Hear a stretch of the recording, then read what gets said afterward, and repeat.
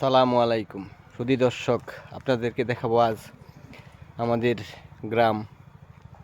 গ্রামের নাম হচ্ছে উত্তর ডলুরা।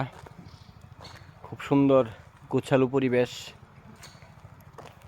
আমরা ছোট থাকতে দেখতাম বাড়িঘর ছিল, বেড়ার বাড়ি। এখন প্রতি বাড়িঘর হয়েছে, সুন্দর বিল্ডিং হয়েছে। আগে এত উন্নত ছিল না, অনেক উন্নয়ন হয়েছে আমাদের এলাকায়। এটা হচ্ছে সুনামগঞ্জ বর্ডার। যে আমাদের রাস্তাটা দেখেন কত পরিষ্কার পরিচ্ছন্নতা, গুছালো। প্রিয় গাইস, সাথে থাকেন, আপনাদেরকে পুরো গ্রামটা দেখানোর চেষ্টা করব। পুরো গ্রামটা অনেক বড়, অবশ্যই ঘুরে পুরোটা দেখানো সম্ভব নয়। রাস্তার এক পাশ দেখাইতেছি আপনাদেরকে, দেখতে থাকেন প্রিয় বন্ধুরা।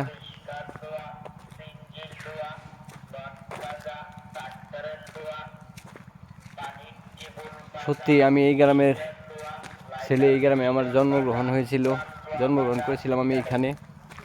এখন বর্তমানে আমি সেটেল হয়ে গেছি গাজীপুর, শ্রীপুর। এখন বেড়াতে আসছি। সত্যিই পরিবেশ দেখে এখন অনেক ভালো লাগে। আমরা যখন এখানে ছিলাম তখন পরিবেশ এমন ছিল না, এরকম গোছালো পরিবেশ ছিল না। তবে রাস্তার পাশে দেখেন অনেক সুন্দর পরিবেশ, সবুজ।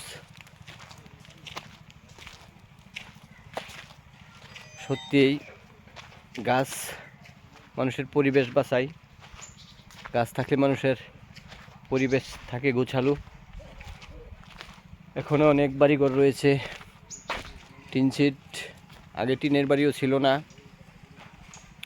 এখন বর্তমানে অনেক উন্নয়ন হয়েছে আমাদের ডলুরা গ্রামে। আমরা আসলেই সুন্দর সুশৃঙ্খলভাবে এখানে সমাজ ব্যবস্থা, সবাই একত্রে মিলেমিশে থাকে। বিশেষ করে এখানে বর্তমানে ব্যবসা হচ্ছে বালু পাথর। একেবারে ইন্ডিয়ার বর্ডারের পাশে এটা। দেখুন এখন বাড়িঘর মানুষের অনেক উন্নতি, আগে এরকম উন্নতি ছিল না। যাই হোক, যুগে যুগে সব কিছুই পরিবর্তন হয়, সব কিছু পরিবর্তন হওয়ার জরুরি। ভাই কেমন আছো? সব কিছু উন্নতি হওয়ার জরুরি। সকলেই ভিডিওটি দেখে লাইক কমেন্ট করবেন। সত্যিকার অর্থে এই দেখুন, এখানেও মানে প্রতি জায়গায় জায়গায় বালি রাখা রয়েছে, বালি নদী থেকে উঠিয়ে রেখেছে। এখন পাথর আর বালির ব্যবসা শুধু এখানে, মানুষ এটা দিয়েই জীবিকা অর্জন করে।